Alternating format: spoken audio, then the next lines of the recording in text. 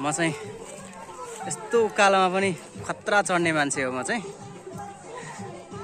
उफ, यो हेर्नु सर कति नजिक देखियो, तर धेरै रमाइलो भयो यहाँ आउँदाखेरि पनि।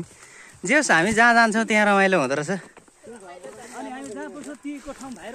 हामी जहाँ पुग्छौँ त्यहीँको ठाउँ भाइरल हुन्छ। अब साथीहरू म यहाँ सुगाचारी भिर देखाउँछु।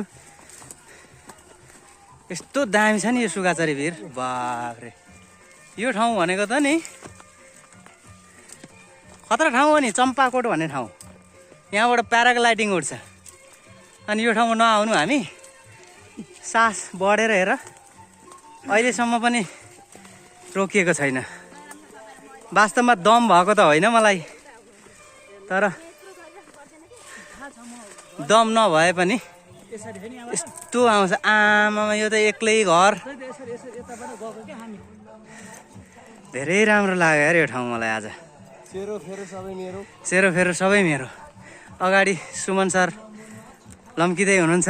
ठुलो ज्यानको मान्छे भए तापनि हामीभन्दा छिटो हिँड्नु हुँदैछ। म बिचमा हिँड्दैछु। यता गयराम सर पनि लम्किनु हुँदैछ। त्यसपछि यहाँ लक्ष्मी हुनुहुन्छ।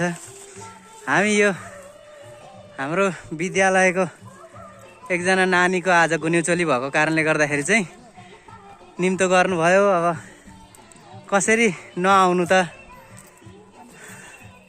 बोलाएपछि सरहरू आउनु भएन होला भनेर दुःख मान्नुहुन्छ होला भनेर यो ठाउँ आएको। यो ठाउँ आएर हेर्दाखेरि स्वर्ग जस्तो ठाउँ रहेछ। धेरै राम्रो ठाउँ। यहाँबाट रामपुर चाहिँ देख्न सकिँदैन होला सायद, कुहिरो लागेको रहेछ। जाडो चाहिँ यो बुद्धि जाडो हुने ठाउँ रहेछ यो, एकदमै जाडो छ यहाँ। जाडो छ। गयराम सरले त भन्नुहुँदै थियो बिस्तारो, सर जाडो हुन्छ भन्नुहुँदैछ। हुने रहेछ, जाडो चाहिँ जाडै रहेछ। यो पारिपट्टिको चाहिँ के अरे यो? लेमलेमा। लेमलेमादेखि उतापट्टिको न्याउले। ए न्याउले होइन? ए न्याउले चाहिँ यो तलको हो? यो खोलादेखि यतापट्टिको इनाम्से। यो के भन्छ यो हामी आएकोलाई? बलौटे नि?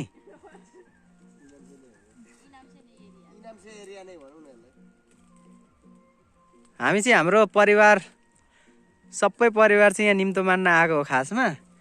यो सुगाचारी भिर चाहिँ हाम्रो घरबाट धेरै टाढा देखिन्थ्यो, यहाँ त नजिकै देखिँदो रहेछ त। फेदैमा, ऊ त्यहाँ त फेदैमा जस्तो जस्तो त नि। ए यो भिरमा कहिले पुगौँला नि भन्दै थिएँ म, आज आइपुग्यो। स्थानीय विषयमा म पढाउँथेँ। सबै यो 6 नम्बर जति वडा नम्बर सबै डुलिसकेँ हो म अब।